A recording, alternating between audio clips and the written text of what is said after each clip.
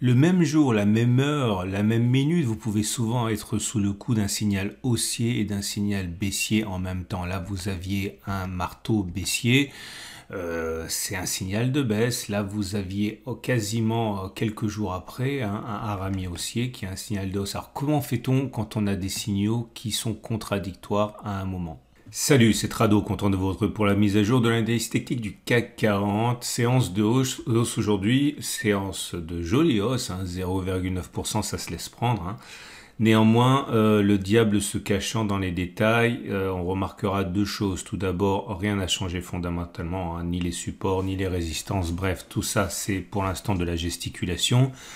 Deuxième chose, regardez la physionomie de la bougie du jour. D'abord, elle est rouge, ce qui veut dire que l'on a clôturé plus bas que l'on a ouvert. Vous voyez bien, si vous êtes débutant, que rouge, ça ne veut pas dire que ça baisse, puisqu'on a pris 0,9% aujourd'hui. Rouge, ça veut dire simplement que l'on a clôturé sur une perte de terrain par rapport à l'ouverture.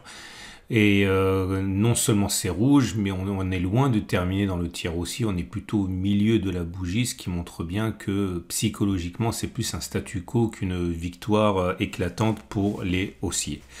Alors, si on regarde les éléments de Aiki Nashi d'ailleurs, bon là c'est un peu particulier puisque vous savez que l'Aiki Nashi tient compte de la bougie précédente, donc c'est vert certes, mais mèche haute, mèche basse, donc c'est encore de l'hésitation, comme la bougie précédente avec les mèches, donc vous voyez c'est plutôt encore une fois de l'attentisme avant de savoir dans quelle direction on va aller qu'autre chose. Je vous rappelle également que les éléments techniques, eux, ne sont pas fondamentalement différents. Bon, la moyenne mobile à 7 jours, elle commence à adopter une pente ascendante, ça c'est sûr, on est au-dessus, donc la tendance immédiate semble devenir haussière.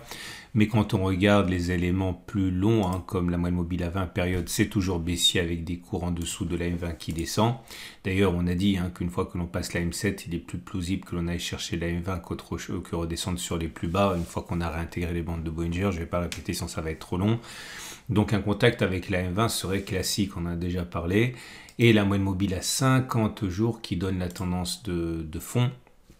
Elle est neutre, c'est-à-dire qu'on est avec une M50 qui monte, mais on est en dessous. D'ailleurs, le croisement M20-M50 entérine l'accès de faiblesse. Alors, ça marche pas à tous les coups, il n'y a rien qui marche à tous les coups, mais regardez les précédents croisements M20 et 50. Je vais enlever la M7 pour qu'on voit mieux. Voilà, donc vous voyez ici, un croisement M20-M50, ici, croisement M20, M50, regardez ce qui s'est passé après, ici, croisement M20, M50, bref, on n'est pas du tout à l'abri d'une reprise de la baisse avec ce croisement M20, M50 auquel on assiste, donc ne soyez pas dupes, restez factuels.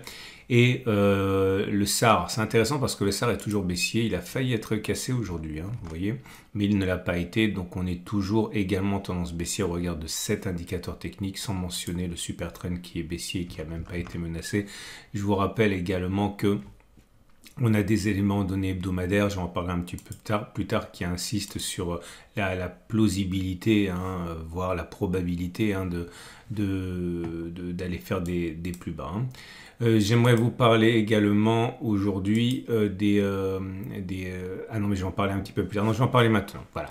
Je fais vite parce que je voudrais passer un petit peu de temps sur quelque chose qui ne manque pas de surprendre les débutants en analyse technique. Alors ça va prendre un petit peu de temps, mais ça vaut le coup si vous débutez. Donc on m'a demandé, c'est une demande qui est récurrente, on m'a demandé comment il fallait prendre le fait que je donne des statistiques, je dis n'importe quoi, voilà 86% de chances d'aller plus haut, et puis le jour d'après je vais dire voilà 70% d'aller plus bas, puis le jour d'après encore je vais dire il est plus possible que l'on monte, que l'on descende, etc. etc. Vous devez comprendre que ce sont que des probabilités. Lorsque je vous dis, par exemple, qu'il y a 70% de chances d'aller plus haut au regard d'un indicateur technique. Alors, je sais que je me répète pour beaucoup ici, mais c'est important. Quand je dis que 70% des situations telles que celle-ci entraînent une hausse, ça veut simplement dire, encore une fois, que sur les 100 dernières occurrences, en moyenne, en l'occurrence beaucoup moins, puisque moi je ne fais que 35 occurrences, puisque je veux simplement vous transmettre ma méthode, mais ça veut dire que globalement, il est plus plausible que l'on monte que l'on baisse. Ça veut dire que si on prend un taux de réussite de 70%, c'est-à-dire que 30%, du temps, ça veut dire que ça va baisser.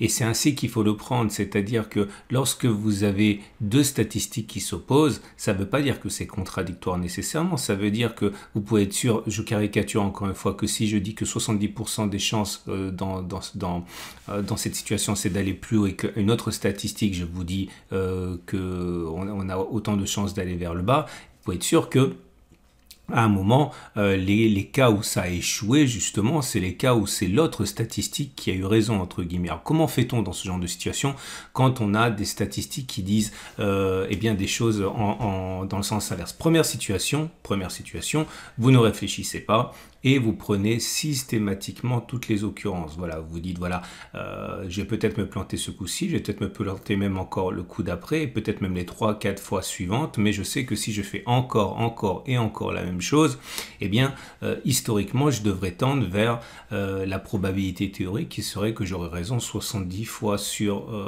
100. Ok ? Ça, c'est la première façon de faire. Vous prenez systématiquement tous les trades en sachant pertinemment que à un moment ou un autre, vous aurez une stat qui ira dans l'autre sens et qui prendra le pas sur votre statistique que vous avez décidé de suivre. Deuxième solution, vous triez, vous sélectionnez la statistique qui vous intéresse dans le sens qui vous semble le plus pertinent, notamment au regard de l'unité de temps supérieure. Je vous donne un exemple encore une fois. Je remonte sur mes données hebdomadaires. Vous voyez, sur les données hebdomadaires, vous le savez, on est sous le coup d'éléments qui sont extrêmement baissiers. Alors par exemple, j'avais expliqué que là on avait un avalement baissier. Ok, on avait un avalement baissier. Je prends un petit peu de recul par rapport à ça parce que ce sera plus simple. Ici, on avait un avalement baissier. Vous saviez donc qu'on avait 70% de chances d'inscrire des plus bas. Et là, vous voyez, effectivement, j'avais même expliqué qu'il fallait envisager qu'on allait chercher une fois la distance au stop de protection vers le bas. Donc, le stop de protection était à plus de 57. Eh bien, il était plausible de faire moins de 57. On les a fait. Ça veut dire quoi? Ça veut dire que si vous mettez sur une unité de temps supérieure et que la marée vous dit que ça va baisser, eh bien, dans le cadre des vagues qu'il y a sur une unité de temps inférieure, eh bien, vous devez privilégier les trades qui sont baissiers. Et c'est une façon justement de faire le tri entre les signaux haussiers et les signaux baissiers qu'il y aurait sur les données journalières, sur les unités de temps inférieures, parce que c'est pas la queue qui remue le chien. Donc c'est une autre façon de faire avec les statistiques qui vont dans un sens opposé. Okay, vous vous mettez dans le sens et vous privilégiez le sens de l'unité de temps supérieure où vous avez une statistique qui vous dit quelque chose. C'est la deuxième façon de faire. Ok, bon, après vous avez plein d'autres façons de faire. Par exemple, vous allez, ça j'en ai déjà parlé, c'est une sorte de synthèse que je fais là. Hein. Donc là, si vous voulez rester sur une unité de temps, eh bien ça veut dire que si vous êtes dans cette zone ici, une zone qui est clairement une zone de résistance, eh bien vous allez privilégier les signaux qui vont vous donner plutôt une direction vers le bas plutôt qu'une direction vers le haut. Tout ça, bien sûr, reste statistique, mais voilà comment il faut comprendre l'idée hein, que vous avez des statistiques qui vont au sens opposé et que vous devez prendre un trade. Donc, je répète, solution numéro 1, vous ne tenez absolument pas compte des autres statistiques et vous continuez de faire encore et encore la même chose parce que vous savez que si vous le faites encore et encore, vous allez arriver au bout d'un moment dans le sens hein, de la probabilité historique. Dans ce cas, effectivement, il faut vraiment ne pas dévier d'un pouce et continuer à appliquer la même recette. Inlassablement. Deuxième, vous introduisez une sorte de subjectivité au regard de l'unité de temps supérieure et vous privilégiez le signal qui va dans le sens de cette unité de temps supérieure. Voilà. Donc clairement, je vous dis quoi ici? Je vous dis que cela fait plusieurs jours qu'il y a des statistiques qui vont dans le sens de la hausse ou de la baisse. Par exemple, là, je vous dis, il est plausible que l'on aille vers la M20. Ok, parce que c'est statistique, mais en même temps, vous savez qu'il y a des signaux baissiers qui vous disent que sur une unité de temps supérieure, qu'on devrait redescendre vers les plus bas. Et bien là, dans ce cas-là, soit vous attendez qu'on aille chercher éventuellement la M20 pour faire plaisir, entre guillemets, à la statistique haussière, et puis ensuite vous rentrez à la baisse, soit vous savez que vous risquez d'avoir une dernière impulsion haussière vers la M20, donc vous mettez un stop de protection en conséquence, et vous tradez quand même à la baisse, parce que vous savez que l'un dans l'autre, hein, eh bien, vous allez normalement continue à baisser. Là, vous aviez ici, vous savez, vous aviez une pénétrante haussière. On en avait parlé, j'avais expliqué il était beaucoup plus plausible que l'on aille vers le haut que vers le bas lorsqu'on a une pénétrante haussière, puisque, bon, je ne vais pas revenir sur ça, ça va être trop long, mais l'objectif, c'était de faire 3,08 vers le haut. Vous voyez, on ne les a pas fait. Est-ce qu'on va les faire? Est-ce qu'on ne va pas les faire? J'en sais absolument rien. Mais il est clair que là, on subit la pesanteur de l'unité de temps supérieure qui dit que ça devrait baisser. Donc, ça permet également de mitiger un petit peu l'avis que l'on peut avoir au niveau des statistiques. Voilà, je pensais que c'était important d'insister sur ce point-là et de vous montrer comment, à titre personnel, je gère justement des statistiques qui vont dans le sens opposé. Voilà, c'était la parenthèse du jour. Mais là, encore une fois, toutes ces choses-là, je les explique pas en détail parce que c'est un peu trop compliqué pour les débutants, mais sur mon e-book gratuit, je parlerai jamais suffisamment de ce module que devez vous procurer. Il est gratuit, encore une fois, et c'est vraiment les bases pour faire du trading et de l'analyse technique. Il y a le lien en dessous de la vidéo là pour aller le chercher. Vous êtes 35 000 à l'avoir téléchargé déjà. Regardez ça, c'est quand même la base. Et donc, je reviens à mon analyse du CAC 40. Au niveau des autres indicateurs techniques, il n'y a rien de neuf. Par contre, au niveau de l'Ishimoku, comme vous pouvez le constater, là aussi, on a un signal qui est extrêmement puissant, qui fonctionne dans 80% des cas. On a eu le twist, là, j'en ai parlé. On est en tendance neutre, puisqu'on est dans le nuage, et en tendance extrême, neutre, si vous me passez l'expression, du fait qu'on a un twist. Et là, vous savez que dans plus de 80% des cas, l'objectif, c'est de prendre la distance au plus haut reporté sous le twist, mis en dessous du twist. Ça veut dire que ça, c'est un petit peu la lame de fond, ok? Et on pourrait monter jusqu'à ce que l'on approche cette zone-là. Il demeurera qu'on a 80% de chance au bout d'un moment d'aller ici. Ok, donc c'est une autre façon également de classer les trades selon les probabilités de réussite. Quand vous avez quelque chose qui fonctionne dans 80% des cas, eh bien c'est quelque chose qui normalement est plus fiable que quelque chose qui fonctionne dans 70% des cas. Voilà. Et ce qui nous amène donc pour terminer aux trades du jour. Eh bien, les trades du jour, ils sont toujours les mêmes.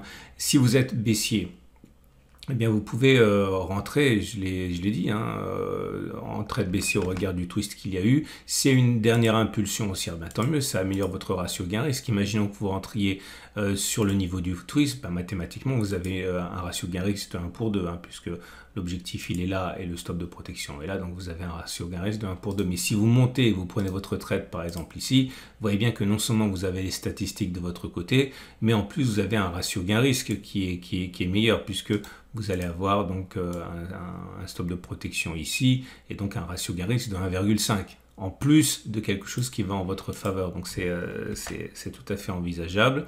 Maintenant, si vous avez plutôt un biais qui est haussier, eh bien, vous pouvez trader l'idée, je l'ai déjà dit, qu'on a fait les plus bas, qu'on devrait repartir vers le haut, qu'on s'amuse à se faire peur avec les banques, etc., etc. Vous pouvez prendre une double sécurité, vous mettez un stop de protection très très loin, en dessous de deux supports hebdomadaires, c'est pas rien, et parier sur le fait que l'on va repartir vers le haut comme si de rien n'était, et puis voguer calmement sur le desserrement monétaire, le fait que les banques centrales vont reprendre leur politique accommodante, et voilà, vous laissez filer la position comme ça, des mois, voire des années. C'était plus des positions de moyen terme. Voilà. Donc pas de backtest aujourd'hui parce que je voulais faire ce point théorique. C'est une excellente journée. Je vous invite encore une fois inlassablement à télécharger votre module de formation gratuit. Ce serait dommage de vous en priver, et je vous dis à demain pour la mise à jour.